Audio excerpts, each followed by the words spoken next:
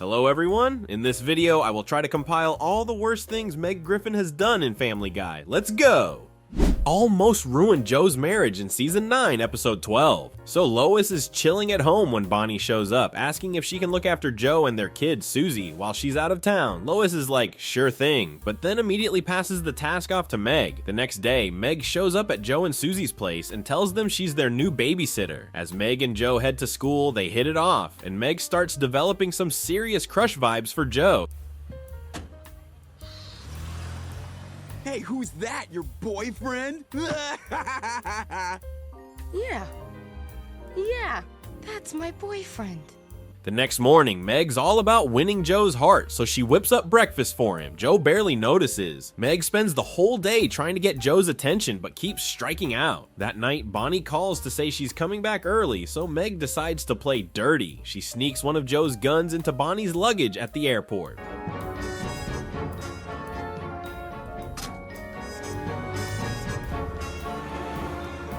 Bonnie gets busted by security, which also reveals she was smuggling cocaine. Oops, giving Meg more time to hang out with Joe. How did that get in there? You're gonna have to come with us, ma'am. What happened to the Coke? There's no coke in here. Oh, Ricardo's gonna kill me. Meg and Joe go to dinner, and Meg suggests having a baby. Then, to really up the weird factor, she starts breastfeeding Susie right there at the table. Joe's horrified and tells Lois and Peter about Meg's bizarre behavior, comparing it to Brian's past craziness. Lois confronts Meg, saying she and Joe are a terrible match. Not backing down, Meg decides to throw herself in front of Joe's police car, hoping to bond over a shared injury. Meg, what the hell did you do? I made us the same, Joe. We're exactly alike, you and I. Now we can be together. Joe takes her to the hospital, where it turns out she'll be just fine. Meg apologizes for the drama. Joe says he's happy to have her as a neighbor, and they agree to just be friends. Meg also apologizes to Bonnie, who's totally cool about it since she had a similar crush at Meg's age. Yes, Meg is considered to be the black sheep of the Griffin family, who is often bullied, abused, and ignored, especially by her father, Peter. Because of this, she developed many insecurities that prompted to try to fit in with the popular crowd to no avail. She also mostly serves as the butt of Peter's jokes that leaves her humiliated. That said, in the earlier seasons, she was nothing more than your typical bratty teenage daughter who got treated well despite her father's questionable decisions. She is also the main antagonist in the episode, Dial Meg for Murder. Fame ruined Meg in season 4, episode 4. In the episode Don't Make Me Over, the Griffin family ascends to pop stardom after Meg undergoes a dazzling makeover. Oh my God, Lois, I'm sorry. It was 20 years ago. I'd never even heard the word rubber. Peter, this is Meg. Oh. The transformation initially seems like a dream come true as the Griffins embrace their new roles with enthusiasm and flair. However, their fairy tale success soon unravels into a series of familiar rock star pitfalls, complete with dysfunction and melodrama. We gotta get her half naked and put her out front center stage. I'm not sure I'm comfortable with Meg being exploited that way. Shut up, Mom. It's not your decision. I want to be exploited. The source of the family's troubles is Meg herself. The intoxicating blend of beauty and fame quickly goes to her head, inflating her ego to astronomical proportions. Lois, go grab me another bag of Skittles. Excuse me, young lady? Did I freaking stutter? I said more Skittles. Her behavior becomes increasingly erratic and entitled as she begins to distance herself from her parents and impose unreasonable demands on everyone around her. This sudden shift in personality creates a rift within the family and strains their relationships. Family band? You know, maybe you haven't noticed, Lois, but I am the band. Right, Miss Swan? Oh yeah, she bad. Oh, little jealous. Meg's newfound arrogance leads her to treat her parents with disdain, and her inflated sense of self-worth makes her prone to dramatic outbursts. The very fame that once seemed like a blessing starts to feel like a curse, as the pressures and expectations of the spotlight take their toll. The Griffins, who had initially enjoyed their brief moment of fame, find themselves grappling with the chaos that comes with it. Their rise and fall are marked by a public humiliation that serves as a stark wake-up call for Meg. The embarrassment forces her to confront the reality of her situation and the consequences of her behavior. There's something I gotta tell you. Being with you just made me feel so alive from New York. It's Saturday night! It's Saturday Night Live! Recognizing her mistakes and the impact they've had on her family, Meg begins to revert to her old self. The grandiose illusions of stardom give way to a humbler reality as the Griffins make their way back to their ordinary life. In the end, the episode serves as a cautionary tale about the perils of fame and the importance of staying true to oneself. The Griffins return to their familiar routines, having learned a valuable lesson about the costs of success and the significance of family bonds. Their brief foray into the world of pop stardom highlights the ephemeral nature of fame and the enduring strength of their familial connection. It's showtime at the pump. What? I'm tired. It has nothing to do with the fact that it's a black show. What, I can't be tired at 1 in the morning? Blackmailed Chris in Season 11, Episode 13.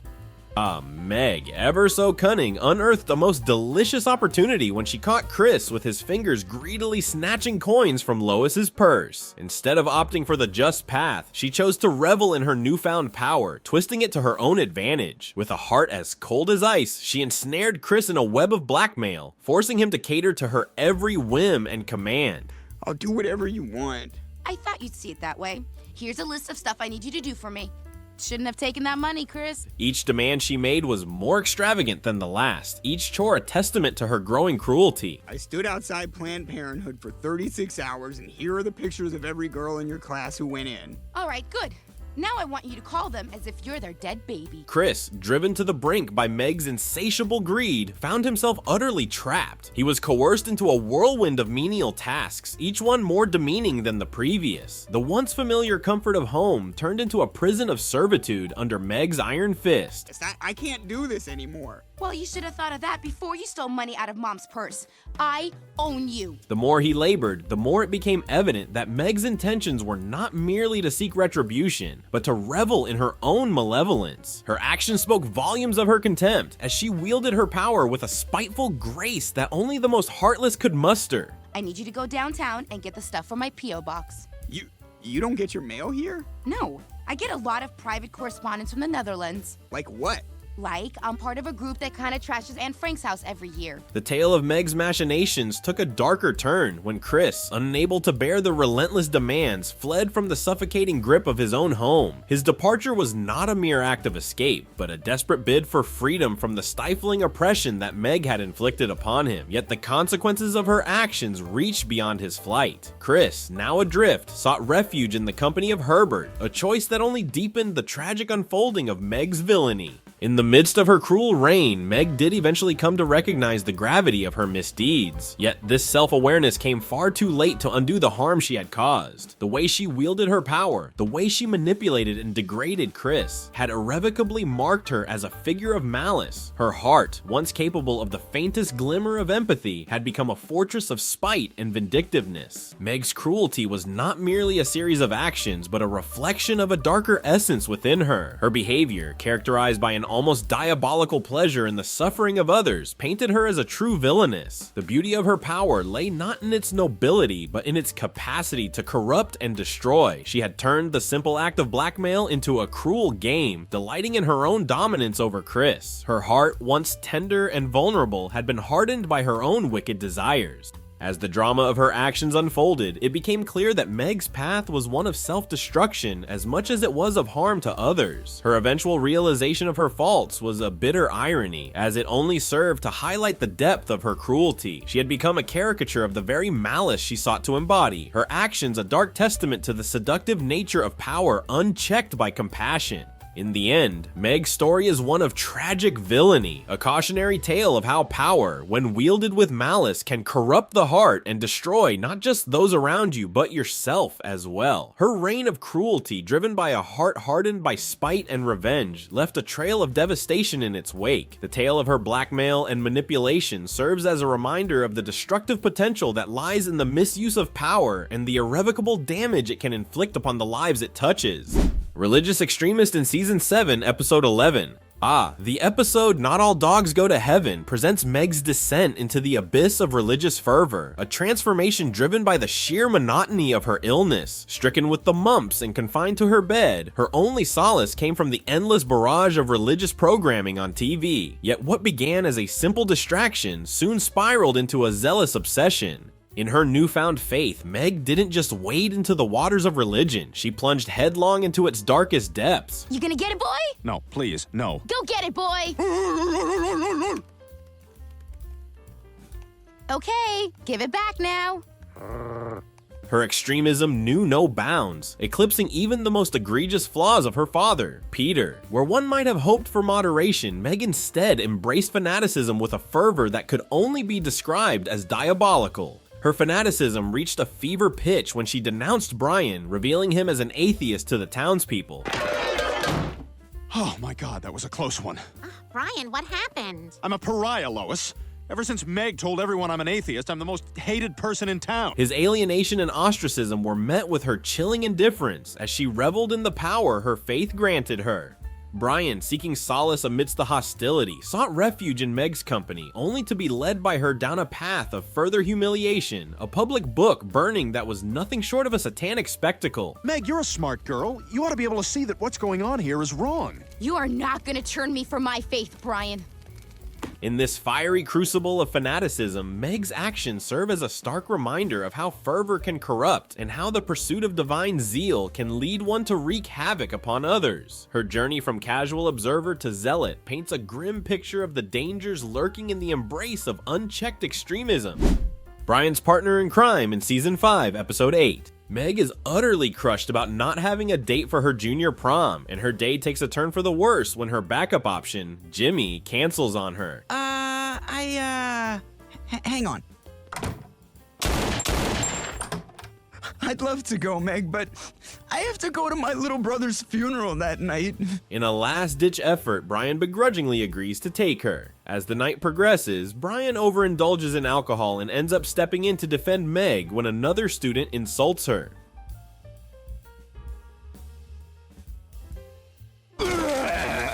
Sorry, that was the booze, not you. You gonna eat that? They share a kiss, leading Meg to naively believe they are now a couple, despite Brian's obvious and persistent affection for someone else. As Meg becomes increasingly fixated on Brian, her obsession escalates to unsettling levels. She bakes him a pie with some bizarre and questionable ingredients, a gesture that clearly crosses the line. Oh, this is good. What's in there? Well, there's some apples and some cinnamon and my hair. What? My hair is in the pie, Brian. And now it's inside of you. When Brian realizes how out of control the situation is becoming, he confides in Lois about the kiss and his discomfort. Lois is understandably upset and tells Brian that he needs to take decisive action to resolve the issue. Brian, feeling cornered, confronts Meg in an attempt to clarify that he has no romantic feelings for her. However, Meg is determined to win him over and is convinced that she can change his mind. I won't be ignored, Brian. I like your ass. In her misguided and desperate attempts to keep Brian close, she resorts to drastic measures. Her increasingly erratic behavior raises alarm bells for her family, who quickly mobilize to find Meg and Brian. Listen, Meg, I'm not gonna lie to you here. I'm a little uncomfortable. Oh, just relax. We're gonna be here for a while. Well, I don't know if... Wait, what? We're gonna be here for a while. This search culminates in a tense and fraught confrontation where Meg's family tries to reason with her. Their efforts to talk sense into her are met with resistance, highlighting the depth of Meg's misguided obsession. Mom, I love him! Honey, you're just confused. I'm not confused! I've never been more certain about anything in my life! I need him! The family's concern is palpable as they struggle to pull her back from the brink of her irrational behavior, facing the challenge of helping her understand the boundaries she has so recklessly ignored. Terrorizing the family was worse in Season 8, Episode 11.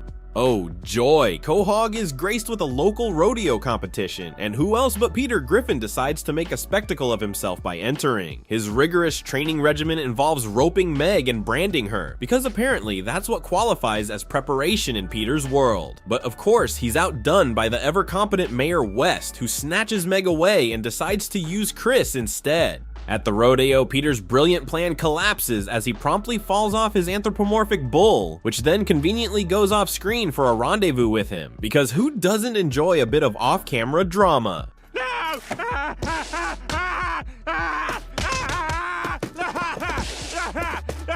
Meanwhile, Brian, ever the opportunist, manages to land a gig with Teen People thanks to Allison Janney. His groundbreaking assignment? Writing an article on the average American girl. So naturally, he starts tailing Meg with Stewie, spying on her every move. They soon discover Meg's newfound love interest, Luke, who's conveniently behind bars thanks to a school pen pal project.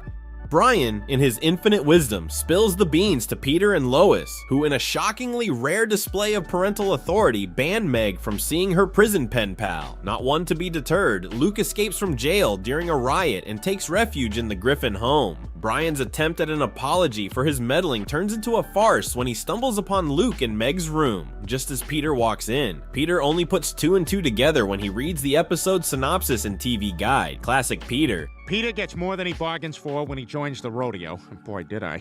And Meg dates a prison escapee! Oh no! Luke, run! In the ensuing chaos, Luke tries to make a run for it, but Peter's quick thinking alerts Joe, who apprehends Luke and arrests Meg for harboring a fugitive. And so, Meg ends up in prison. You're under arrest for harboring an escaped convict. Oh, well, that's only fair because after all, I did hide him from the— What? Fast forward 3 months, and Meg returns home with all the charm of a hardened convict, sporting a thug's wardrobe and an even more delightful attitude. She immediately sets about exacting revenge on her family. Peter, in particular, bears the brunt of her wrath, which includes an innovative use of a loofah and Lois's shirts as toilet paper. Oh my God, are you using my shirts as toilet paper? Yeah, and I think I might need some right now. Get out now or stay and get weird. Your call, Warden. Her new habits include keeping a poop bucket by her bed until it's full, because why not? Meg continues her prison-induced transformation by taking on her bullies at school with a sack of soda cans and a kiss that gets her suspended. Determined to start afresh, she decides to rob Mort's pharmacy, using Brian as her getaway driver. But Brian, ever the soft touch, reveals the article he wrote where he describes Meg as far sweeter and kinder than your average American girl. And in the face of every adolescent challenge, she looks at the world through hopeful eyes and maintains an uncommon resilience that can only be admired. In this sense, Meg Griffin is not the typical American girl. She is far sweeter and kinder than that. Touched by this revelation, Meg ditches her rebellious persona and returns home. She attempts a comeback with a Wesley Snipes joke, only to be met with Peter's unimpressed comment, "Always end on a strong joke," because clearly that's the key to success.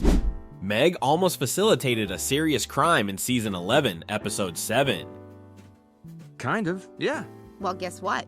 That's my back! Hook up with me! Come on! We can make this work! Just stick your head in here and pretend it's a butt! No, Meg, stop it. When Meg gets lovesick over new boy Kent, she is afraid to approach him due to his popularity. But after a close call when she is almost struck by Mayor West, she decides to go ahead and ask Kent out. To her surprise, he accepts. When Kent arrives to take Meg out, he makes small talk with Chris. Boy, it's kinda chilly in here.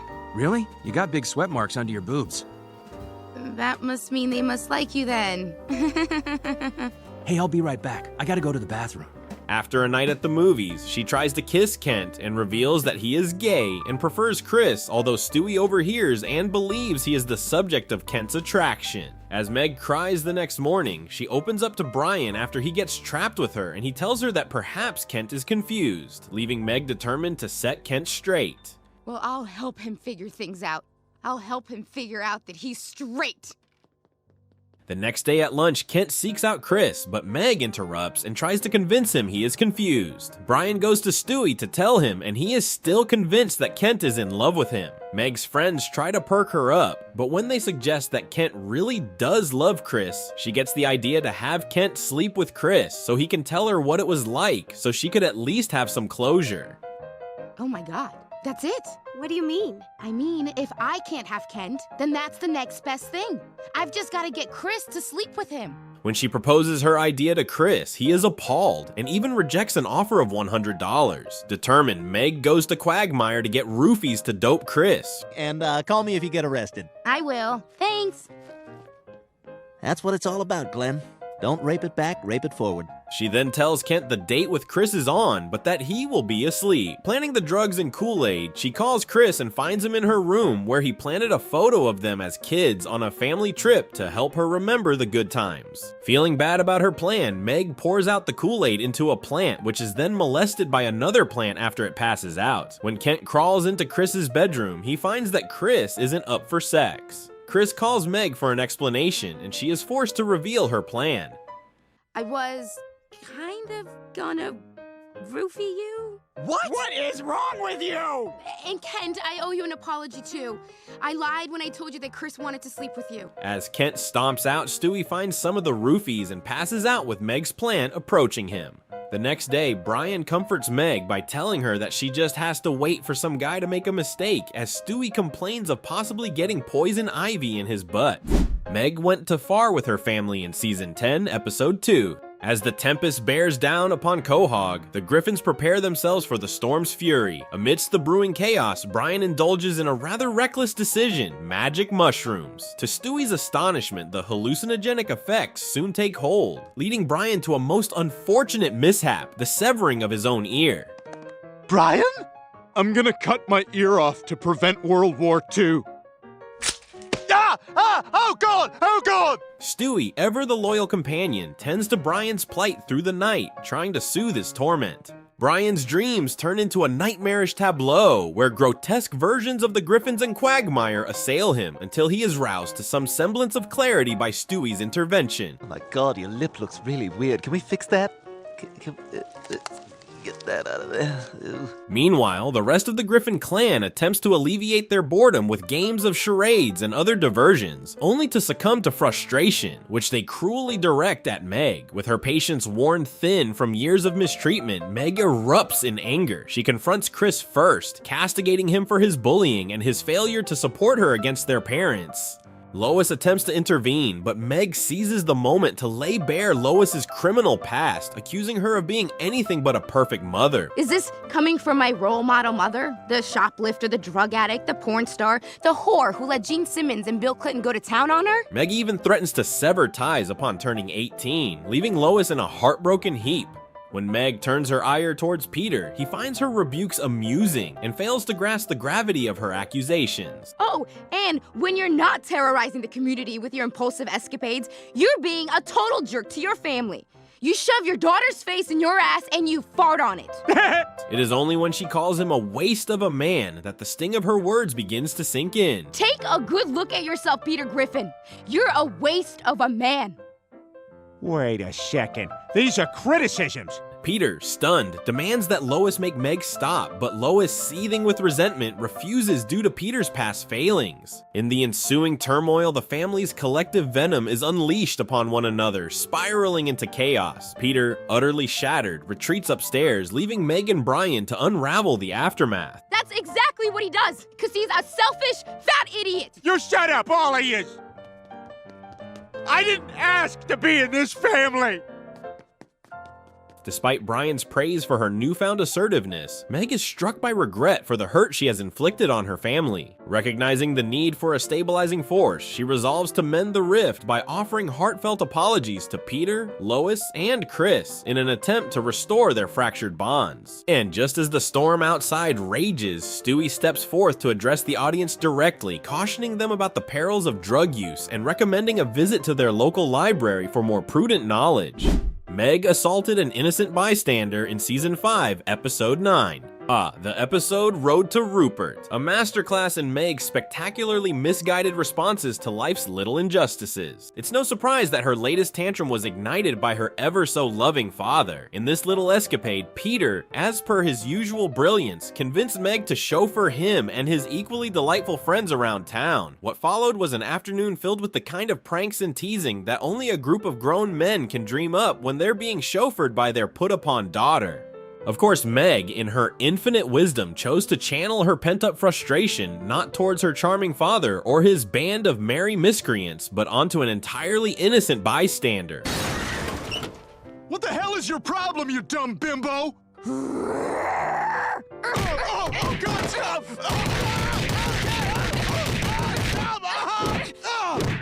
Why confront the source of her misery when there's a perfectly good stranger conveniently on the side of the road? In what can only be described as an exercise in misplaced aggression, Meg decided that the best way to deal with her anger was to beat up this poor soul who was probably just enjoying a peaceful day. The spectacle was made all the more delicious by Peter and his friends, who watched from their car with all the detached amusement of spectators at a circus. They saw Meg vent her rage with all the subtlety of a hurricane, leaving the poor man battered and bewildered, and then simply resumed their drive as if the whole episode had been nothing more than a minor inconvenience. And how did Meg respond to the aftermath? With the same serene indifference that one might expect from a cat lounging in the sun. She got back in the car, all while maintaining an air of nonchalance as if her impromptu assault was nothing more than a casual errand. Her ability to compartmentalize her rage and move on as if nothing had happened is truly an art form. Watching her handle her emotions is like watching a train wreck, fascinating yet utterly predictable in its chaos. So there you have it, Meg's grand performance in Road to Rupert, where she showcases her unique talent for misdirected fury and casual violence, all while her loving father and his friends cheer her on from the sidelines. It's a poignant reminder of how Meg consistently finds the most imaginative ways to deal with her grievances, usually at the expense of the unsuspecting and innocent. Filmed a hot dog video in Season 12, Episode 4. Come on, really? Ooh. You know what? Good for her. In a funny spin on the 1987 high school movie 3 O'Clock High, Meg ends up in a tough spot with a school bully who dares her to a fight after school. Trying to avoid the showdown like Jerry Mitchell, she comes up with some wild ideas to get herself kicked out of school. One of her crazy plans? She makes a silly video with hot dogs and posts it online, causing a huge scandal. Of course, in the end, after defeating Mike, she pays the price for using too many frozen hot dogs, leading to an infection. A costly lesson for Meg, right? But I wasn't around for a long time. A year later, my body reacted to a frozen hot dog, and I died of septic shock. I became the public face of internal hot dog defrosting.